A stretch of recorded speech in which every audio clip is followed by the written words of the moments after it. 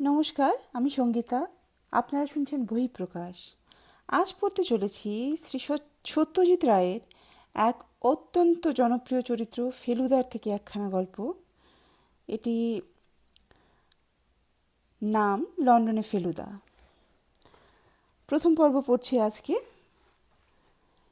Television কিনে কোনো লাভ হলো না মশাই, বললেন লালমোহনবাবু।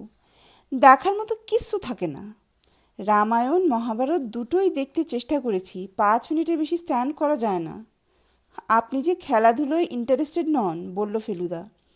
তাহলে দেখতেন মাঝে মাঝে বেশ ভালো প্রোগ্রাম থাকে। টেনিস, ক্রিকেট, ফুটবল কোনোটাই বাদ নেই।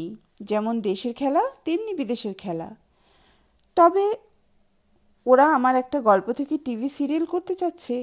বাহ, এ তো ভালো খবর। ভালো মানে প্রখর রুদ্র করবে এমন কোনো অ্যাক্টর আছে নাকি বাংলাদেশে?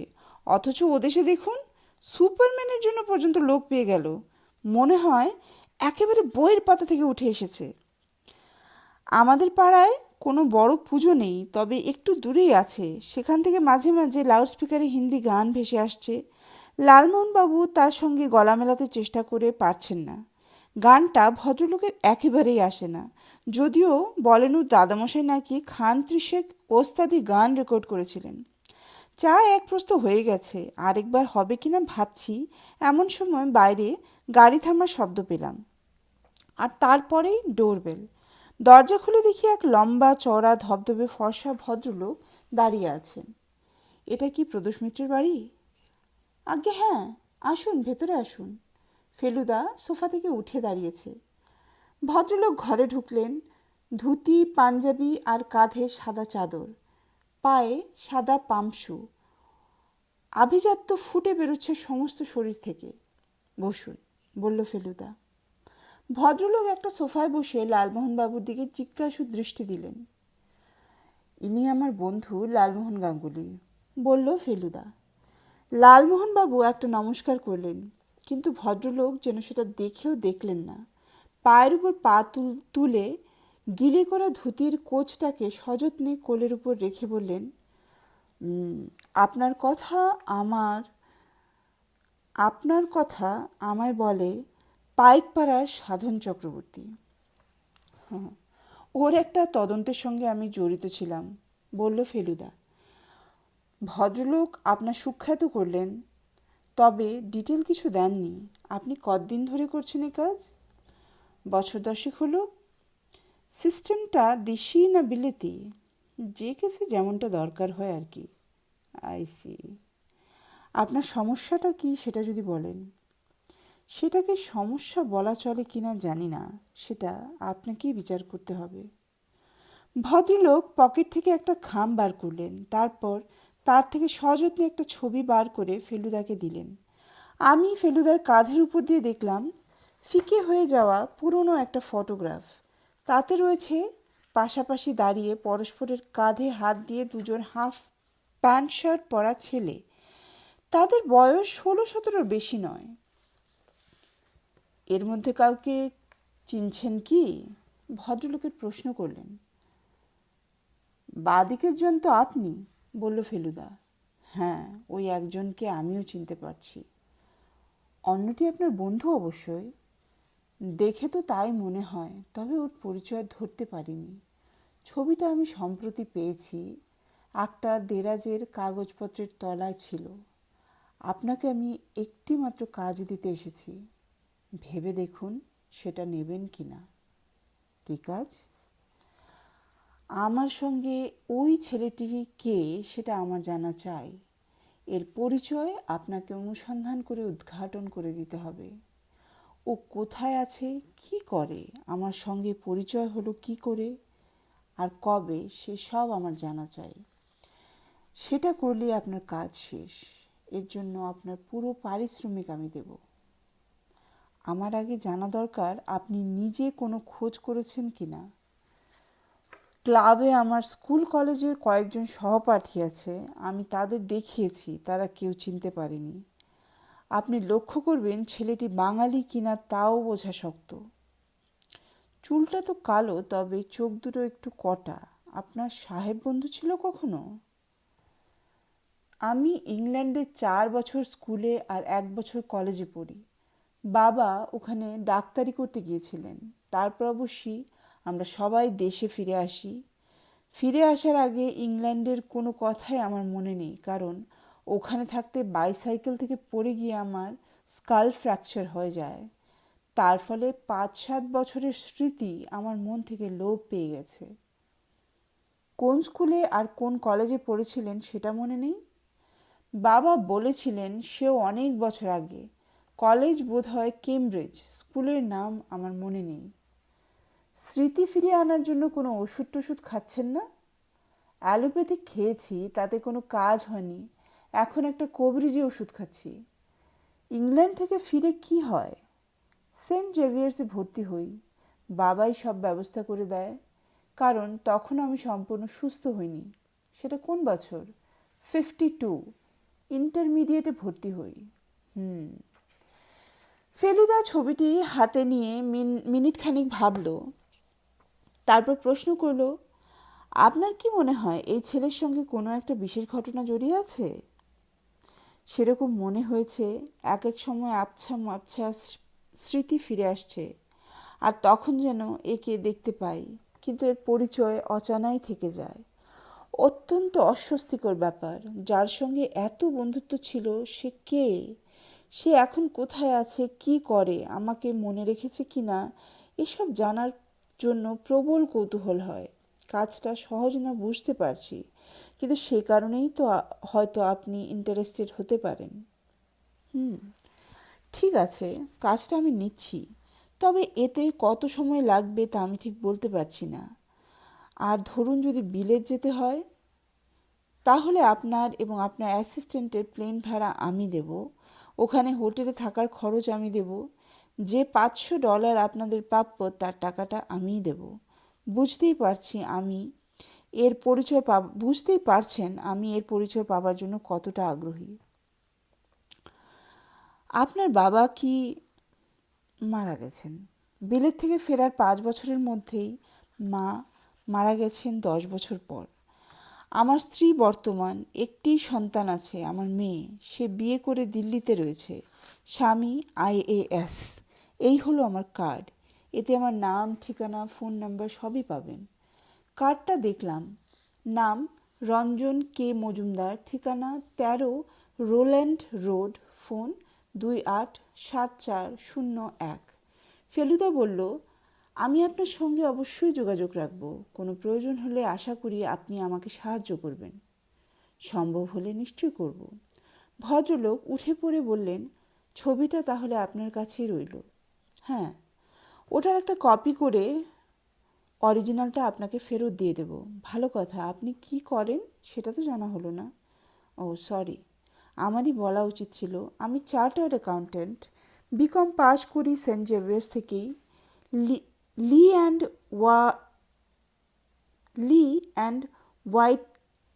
হোয়াইটিংস হচ্ছে আমার আপিসের নাম। সরি, আমারই বলা উচিত ছিল। আমি চার্টার্ড অ্যাকাউন্ট্যান্ট, বিকম পাশ করি সেন্ট জেভিয়ার্স থেকেই। লি অ্যান্ড হোয়াইটকিংস হচ্ছে আমার অফিসের নাম। Thank you. আসি তাহলে, গুড ডে। অভিনব মামলা। ভদ্রলোকের গাড়ি চলে যাওয়ার পর বললেন লালমোহনবাবু। সে বিষয়ে সন্দেহ নেই, বলল ফেলুদা। এমন কেস আর পেয়েছি বলে তো মনে পড়ে না। একবার ছবিটা দেখতে পারি কি? ফেলুদা ছবিটা জটায়ুকে দিল। ভদ্রলোক ভুরু কুঁচকে সেটার দিকে কিছুক্ষণ চেয়ে থেকে বললেন, সাহেব না ইন্ডিয়ান তা বোঝার কোনো উপায় নেই। এ কেস আপনি কিভাবে কন্ডাক্ট করবেন তা আমার মাথায় আসছে না। আপনার মাথার প্রয়োজন নেই, ফেলু মিত্রের মাথায় এলেই হলো। ফেলুদা একজন চার্টার্ড অ্যাকাউন্টেন্ট মক্কেল ছিল, নাম ধরণী মুখার্জি। ফেলুদা টেলিফোনে তার সঙ্গেই যোগাযোগ করলো। ভদ্রলোক বললেন, রঞ্জন মজুমদারকে খুব ভালো করেই চেনেন, কারণ দুজনেই স্ট্যান্ডার্ড ক্লাবের মেম্বার। রঞ্জনবাবু কীরকম লোক জিজ্ঞেস করাতে ধরণীবাবু বললেন যে তিনি একটু চাপা ধরনের লোক, বিশেষ মিশুকে নন। বেশিরভাগ সময় ক্লাবে চুপচাপ একা বসে থাকেন, ড্রিঙ্ক করেন, তবে মাত্রাতিরিক্ত নয়। রঞ্জনবাবু যে ছেলেবেলায় কিছুকাল বিলেতে ছিলেন সে কথাও ধরণীবাবু জানেন, কিন্তু তার বাইরে আর বিশেষ কিছুই জানেন না। 1952-তে সেন্ট জেভিয়ার্সের ইন্টারমিডিয়েটে কে কে ছাত্র ছিল তার হদিশ পেতে ফেলুদার বিশেষ বেগ পেতে হলো না। সেই ছাত্রদের তালিকায় খুব ভালো করে চোখ বুলিয়ে ফেলুদা বলল, এর মধ্যে একজনের নাম চেনা চেনা মনে হচ্ছে, যদ্দূর মনে হয় ভদ্রলোক হোমিওপ্যাথি করেন। বাড়ি ফিরে এসে বলল, তোপসে, ডাক্তার হীরেন বসাকের নামটা ডাইরেক্টরিতে বার কর, ভদ্রলোকের টেলিফোন নাম্বারটা আমার দে তো। আমি 2 মিনিটেই কাজটা সেরে দিলাম। ফেলুদা সেই নম্বরে ফোন করে একটা অ্যাপয়েন্টমেন্ট চাইল। ডাক্তার ফেলুদার নাম শুনেই হয়তো পরদিন সকালেই সময় দিয়ে দিলেন। 11:30। কেস কেমন যাচ্ছে খবর নিতে পরদিন সকালে লালমোহনবাবু এসেছিলেন। আমরা তার গাড়িতেই ডাক্তারের চেম্বারে গেলাম। ওয়েটিং রুমে ভিড় দেখে বোঝা যায় ডাক্তারের পসার ভালোই। ডাক্তারের সহকারী আসুন আসুন বলে ফেলুদাকে একেবারে আসল ঘরে নিয়ে গিয়ে ঢোকালো। পেছন পেছন অবশ্য আমরা দুজনেও ঢুকলাম। ডাক্তার বসাক ফেলুদাকে দেখে হাসি মুখে চেয়ার ছেড়ে উঠে দাঁড়ালেন। কি ব্যাপার আপনার আপনার তো বড় একটা ব্যারাম ট্যারাম হয় না? ব্যারাম না, ফেলুদা হেসে বলল, একটা তদন্তের ব্যাপারে আপনাকে একটা প্রশ্ন করতে এসেছি। আপনি কি সেন্ট জেভিয়ার্সের ছাত্র ছিলেন? হ্যাঁ, তা ছিলাম। আমার আসল প্রশ্নটা হলো, এই দুটি ছেলেকে কি চিনতে পারছেন? ফেলুদা পকেট থেকে সেলোফেনে মোড়া ছবিটা বার করে ডাক্তার বসাকের হাতে দিলেন। একদিনের মধ্যেই ছবিটার কপি করিয়ে নিয়ে আসল ছবিটা ফেলুদা রঞ্জনবাবুকে ফেরত দিয়ে এসেছে। ডাক্তার ভুরু কুঁচকে ছবিটার দিকে কিছুক্ষণ চেয়ে থেকে বললেন, এদের মধ্যে একজন তো মনে হয় আমাদের সঙ্গেই পড়তো, রঞ্জন। হ্যাঁ, রঞ্জনই তো নাম। আমি বিশেষ করে অন্যজনের সম্বন্ধে জানতে চাইছি। ডাক্তার ছবিটা ফেরত দিয়ে মাথা নেড়ে বললেন, অন্যটিকে কোশমিন কালেও দেখিনি আমি। আপনাদের সঙ্গে সেন্ট জেভিয়ার্সে পড়তো না? ডেফিনেটলি না। ফেলুদা ছবিটা আবার সেলোফেনে মুড়ে পকেটে রেখে দিল। আপনি তাহলে বলছেন আপনার ক্লাসে অন্য ছেলেদের জিজ্ঞেস করেও খুব একটা লাভ নেই? আমার তো মনে হয় বৃথা সময় নষ্ট। তাও আপনি একটা কাজ করে দিলে আমি খুব উপকৃত হব। কি? ফেলুদা পকেট থেকে সেন্ট জেভিয়ার্সের ছাত্রদের তালিকাটা বার করে ডাক্তার বসাককে দেখালো। এর মধ্যে কারোর বর্তমান খবর জানেন? আমি বুঝলাম ফেলুদা সহজে ছাড়ছে না। ডাক্তার তালিকার উপর চোখ বুলিয়ে বললেন, একজনের খবর জানি, জ্যোতির্ময় সেন। তিনিও ডাক্তার, তবে অ্যালোপ্যাথ। কোথায় থাকেন বলতে পারেন?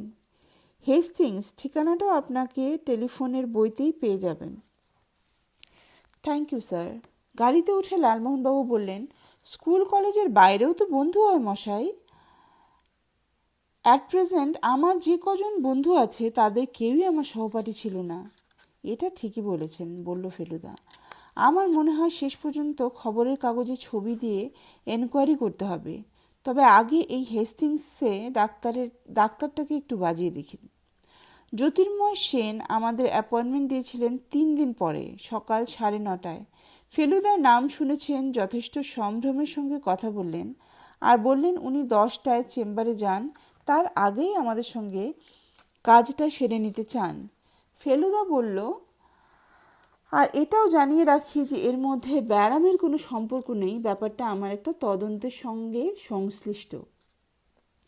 লালমোহনবাবুও অ্যাপয়েন্টমেন্টের কথাটা জেনে নিয়েছিলেন। তার গাড়িতেই আমরা শুক্রবার সকালে ঠিক 9:30টায় হেস্টিংসে জ্যোতির্ময় সেনের বাড়ি পৌঁছে গেলাম।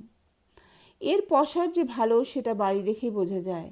বেয়ারা এসে সেলাম ঠুকে আমাদের বসবার ঘরে নিয়ে গিয়ে বসিয়ে বলল, ডাক্তারবাবু 5 মিনিটের মধ্যেই আসবেন। লালমোহনবাবু গলা নামিয়ে ফেলুদাকে প্রশ্ন করলেন, আপনি কার বিষয়ে জানতে চাইবেন, রঞ্জন মজুমদার না ছবির অন্য ছেলেটি? ফেলুদা বলল, রঞ্জন মজুমদার লোকটাকে একটু ভালো করে জানা দরকার। এখন পর্যন্ত খুবই সামান্য জানি। তার বন্ধুর বিষয়ে এই ডাক্তার কিছু বলতে পারবেন বলে তো মনে হয় না। ফেলুদার কথা শেষ হবার সঙ্গে সঙ্গেই জ্যোতির্ময়বাবু এসে গেলেন। আপনিই তো প্রদোষ মিত্র, বললেন ভদ্রলোক সোফায় বসে। অবশ্যই ফেলুদা নামেই বেশি প্রসিদ্ধ। ইনি তো তপসে, বুঝতেই পারছি, আর ইনি নিশ্চয়ই জটায়ু। আপনার তদন্তের সব কাহিনী আমার বাড়িতে ছেলে বুড়ো সবাই পড়ে, তাই আপনাকে এই রকম আত্মীয় বলেই মনে হচ্ছে। তাই আপনাকে একরকম আত্মীয় বলেই মনে হচ্ছে। বলুন, কি প্রয়োজন আপনার? এই ছবির দুজন একজনকেও চেনেন? এতে দেখছি রঞ্জন মজুমদার, পরিষ্কার মনে পড়ছে এ চেহারা। এই দ্বিতীয় ছেলেটাকে চিনলাম না অবশ্য। কলেজে আপনাদের ক্লাস ছিল না? হুম, তাহলে মনে থাকতো। তাহলে এই রঞ্জন মজুমদার সম্বন্ধে দুই একটা প্রশ্ন করব। কলেজে রঞ্জন আমার ইন্টিমেট বন্ধু ছিল। আমরা দুজন এক বেঞ্চে বসতাম, একসঙ্গে সিনেমা দেখতাম। ও আমার হয়ে প্রক্সি দিত, আমি ওর হয়ে দিতাম। অবশ্যই এখন আর কোনো যোগাযোগ নেই। কীরকম ছেলে ছিল তিনি? কীরকম ছেলে ছিলেন তিনি, অর্থাৎ মানুষ হিসেবে কীরকম? জ্যোতির্ময় সেন ভ্রু কুঁচকে একটু ভাবলেন, তারপর বললেন, একটু খ্যাপাটে গোছের। অবশ্যই সেটা আমি মাইন্ড করতাম না। খ্যাপাটে কেন বলছেন? কারণ ওই বয়সে অত স্ট্রং ন্যাশনালিস্ট ফিলিং আমি কারোর মধ্যে দেখিনি। এটা মনে হয় ওর ঠাকুরদাদার কাছ থেকে পাওয়া। রঘুনাথ মজুমদার ইয়াং বয়সে টেররিস্ট দলে ছিলেন, বোমা টোমা তৈরি করতেন। রঞ্জনের বাবার মধ্যেও বোধহয় এই জিনিসটা ছিল। বিলেতে ডাক্তারি করতেন, কোন এক সাহেবের সঙ্গে বনেনি বলে আবার দেশে ফিরে আসেন। বিলেতে থাকার সময় রঞ্জনবাবু তো ওখানকার স্কুলে পড়তেন।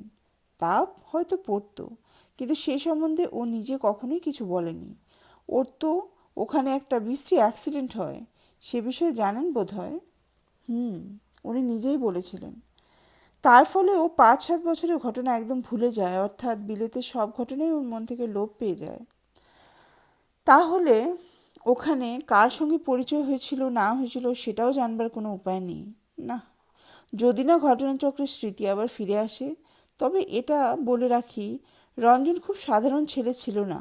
অসুখে ওর কী ক্ষতি করেছিল জানি না, বা ইংল্যান্ডের ছাত্র অবস্থায় ওর কীরকমভাবে কেটেছিল তাও জানি না, কিন্তু ওর মধ্যে একটা ব্যক্তিত্ব ছিল যেটা ওই বয়সেও বোঝা যেত।